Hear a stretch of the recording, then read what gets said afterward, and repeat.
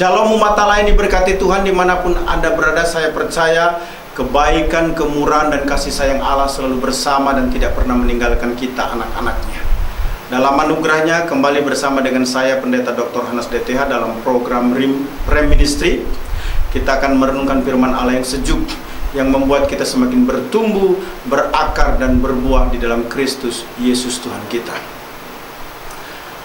Manusia Adam dan Hawa sebagai pribadi yang diciptakan Allah setelah jatuh dalam dosa menjadi terpuruk dari segi rohani, yang diikuti dengan segala dampak buruknya. Hal negatif tersebut menular kepada seluruh manusia, namun manusia Yesus Kristus berbeda. Mengapa Yesus Kristus tidak dapat disamakan dengan manusia Adam atau Hawa atau manusia lainnya yang berdosa dengan segala dampak negatif lainnya? Tentu ada alasan yang membuktikan hal tersebut, yakni Yesus Kristus adalah manusia unggul melebihi manusia manapun. Umat Allah yang diberkati Tuhan Yesus Kristus, tema firman Tuhan saat ini adalah keunggulan kemanusiaan Yesus Kristus. Mari kita lihat di dalam Yohanes 1 ayat 14 sampai dengan 18 yang menjelaskan tentang keunggulan kemanusiaan Yesus Kristus. Firman itu telah menjadi manusia dan diam di antara kita, dan kita telah melihat kemuliaannya, yaitu kemuliaan yang diberikan kepadanya sebagai anak tunggal Bapa, penuh kasih karunia dan kebenaran.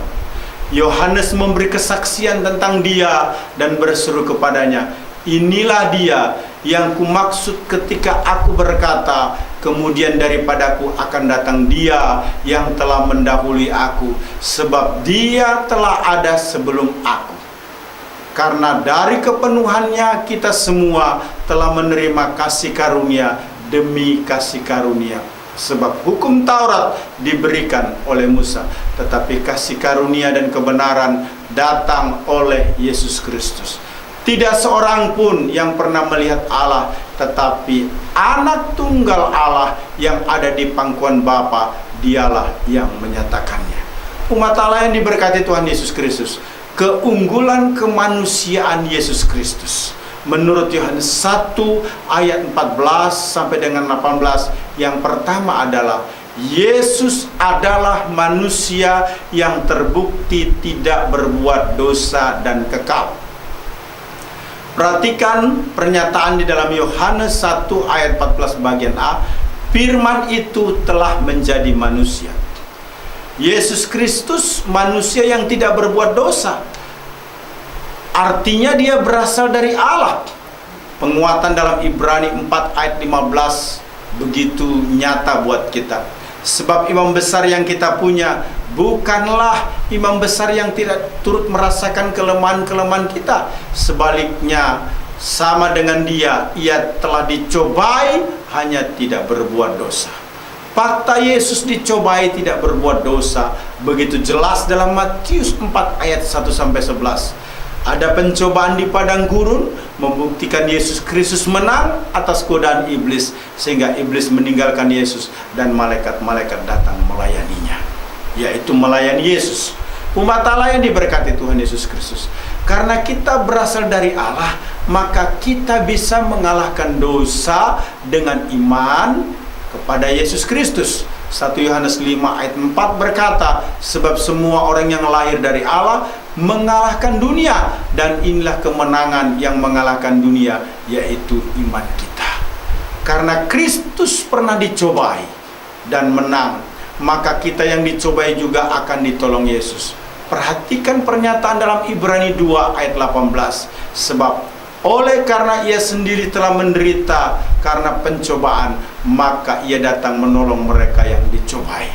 Karena Kristus menang atas pencobaan terbesar sekalipun dari iblis, maka kita sebagai orang yang beriman kepada Kristus akan diberikan jalan keluar atau kemampuan untuk menyelesaikan setiap masalah apapun Itu sebabnya 1 Korintus 10 ayat 13 merupakan tulisan Paulus yang memberikan penguatan kepada kita. Pencobaan-pencobaan yang kamu alami ialah pencobaan-pencobaan biasa yang tidak melebihi kekuatan manusia, sebab Allah setia dan karena itu Ia tidak akan membiarkan kamu dicobai melampaui kekuatanmu. Pada waktu kamu dicobai, Ia akan memberikan kepadamu jalan keluar sehingga kamu dapat menanggungnya. Umat Allah yang diberkati Tuhan Yesus Kristus, luar biasa sekali. Kalau kita memperhatikan teks ini, maka kita akan memahami Yesus Kristus adalah manusia yang terbukti tidak berbuat dosa dan kekal. Mengapa? Karena Yesus Kristus yang tidak berbuat dosa itu artinya berasal dari Allah. Yang kedua, Yesus Kristus adalah manusia yang kekal. Yesus manusia yang kekal begitu jelas dinyatakan di dalam Yohanes 8 ayat 58 maupun Keluaran 3 ayat 14 memberikan penguatan kepada kita bahwa betul Yesus Kristus adalah manusia yang kekal dalam artian Dia adalah Allah itu sendiri. Umat Allah yang diberkati Tuhan Yesus Kristus, ini menarik buat kita untuk kita perhatikan dengan sungguh-sungguh. Keluaran 3 ayat 14 sampai dengan ayat 16 menyatakan firman Allah kepada Musa, Aku adalah aku. Lagi firman-Nya, beginilah kau katakan kepada orang Israel itu, Aku adalah aku, telah mengutus aku kepadamu. Selanjutnya berfirmanlah Allah kepada Musa, beginilah kau katakan kepada orang Israel, Tuhan Allah nenek moyangmu, Allah Abraham, Allah Ishak dan Allah Yakub telah mengutus aku kepadamu.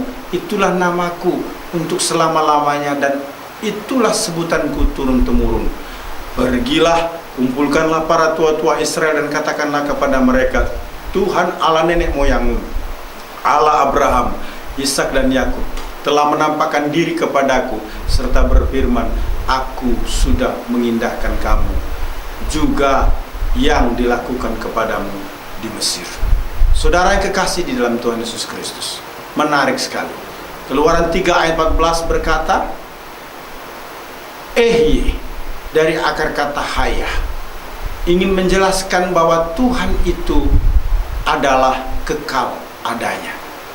Ketika Tuhan menjawab Musa, siapa sebenarnya Tuhan itu? Maka Tuhan menjawab, Ehye Aser Ehye. Aku Tuhan, aku Tuhan.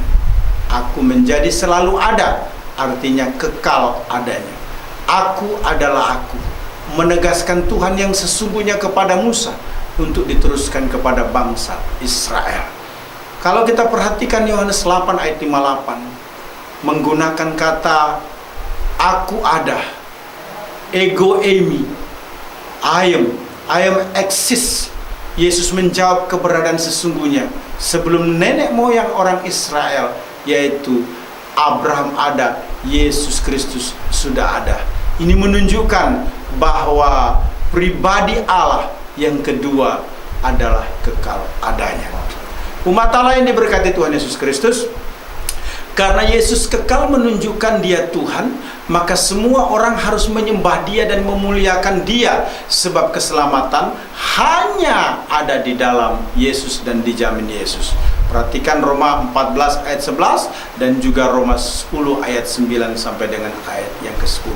Umat Allah yang diberkati Tuhan, hal kedua yang perlu kita perhatikan terkait dengan keunggulan kemanusiaan Yesus Kristus adalah Yesus adalah manusia yang diam dengan sesama manusia. Artinya hidup bersama-sama dengan manusia atau menyertai manusia. Karena Yohanes 1 ayat 14b berkata, dan diam di antara kita. Saudara yang kekasih, penyertaan Allah bagi orang percaya tidak ada akhirnya atau selama-lamanya. Perhatikan pernyataan Matius dalam pasal 28 ayat 19 yang menyatakan, Aku menyertai senantiasa sampai kepada akhir zaman. Bahkan disertai dengan tanda-tanda heran sebagai penguat akan adanya kewibawaan Allah. Perhatikan apa yang dinyatakan dalam Markus 16 ayat 17 sampai dengan 18. Tanda-tanda ini akan menyertai orang-orang yang percaya. Mereka akan mengusir setan-setan demi namaku. Mereka akan berbicara dalam bahasa-bahasa yang baru bagi mereka. Mereka akan memegang ular, dan sekalipun mereka minum racun maut, mereka tidak akan mendapat celaka. Mereka akan meletakkan tangannya atas orang sakit, dan orang itu akan sembuh. Luar biasa, saudara yang dikasihi Tuhan Yesus Kristus.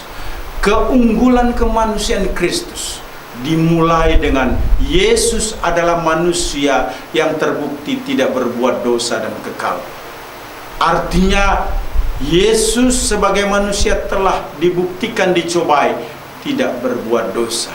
Dan Yesus Kristus pribadi kedua adalah Allah yang kekal. Yang kedua, jelas sekali Yesus Kristus adalah manusia yang diam dengan sesama manusia. Artinya Yesus pernah menyejarah hidup di antara manusia. Dia menyertai manusia. Penyertaannya membuat setiap orang percaya menyadari bahwa dia tidak pernah tidak ada, dia selalu ada. Penyertaannya memberikan penguatan sebagai tanda kewibawaan Allah, menyertai dengan tanda-tanda yang heran untuk menguatkan pemberitaan Injil. Yang ketiga, Yesus adalah manusia yang telah memperlihatkan kemuliaan Allah. Perhatikan Yohanes 1 ayat 14 bagian C. Dan kita telah melihat kemuliaannya, yaitu kemuliaan yang diberikan sebagai anak tunggal Bapa, penuh kasih karunia dan kebenaran. Selanjutnya ayat 15 sampai dengan 18 berkata, Yohanes memberi kesaksian tentang dia dan berseru katanya, inilah dia yang kumaksudkan ketika aku berkata, kemudian daripada aku akan datang dia yang telah mendahului aku, sebab dia telah ada sebelum aku. Karena dari kepenuhannya kita semua telah menerima kasih karunia demi kasih karunia, sebab hukum Taurat diberikan oleh Musa, tetapi kasih karunia dan kebenaran datang oleh Yesus Kristus. Tidak seorang pun yang telah melihat Allah, tetapi anak tunggal Allah yang ada di pangkuan Bapa, dialah yang menyatakannya. Menarik sekali saudara-saudara. Yesus Kristus penuh kasih karunia. Karena Kristus penuh kasih karunia, maka hidup kita dijamin selalu berkemenangan. Perhatikan pernyataan Paulus dalam Roma 8 ayat 37 sampai 38. Dikatakan kita lebih daripada pemenang karena Dia telah mengasihi kita. Yesus Kristus yang adalah manusia telah memperlihatkan kemuliaan Allah, di mana dirinya penuh kasih karunia dan juga penuh kebenaran. Karena Yohanes 14 ayat 6 berkata, Yesus berkata kepadanya, akulah jalan dan kebenaran dan kehidupan. Tidak ada seorang pun datang kepada Bapa kalau tidak melalui aku. Karena Kristus adalah kebenaran, maka kita hidup dituntunnya dalam kebenaran. Sebagaimana dinyatakan dalam Yohanes 16 ayat 13. Tetapi apabila Ia datang, yaitu Roh kebenaran, Ia akan memimpin kamu dalam seluruh kebenaran. Sebab Ia tidak akan berkata-kata dari dirinya sendiri, tetapi segala sesuatu yang didengarnya, itulah yang akan dikatakannya, dan Ia akan memberitakan kepadamu hal-hal yang akan datang. Keunggulan kemanusiaan Yesus Kristus menurut Yohanes 1 ayat 14-18 ditunjukkan dengan pertama, Yesus adalah manusia yang terbukti tidak berbuat dosa dan kekal. Kedua, Yesus Kristus adalah manusia yang diam di antara sesama manusia, atau hidup bersama-sama manusia, atau menyertai manusia. Ketiga, Yesus Kristus adalah manusia yang telah memperlihatkan kemuliaan Allah.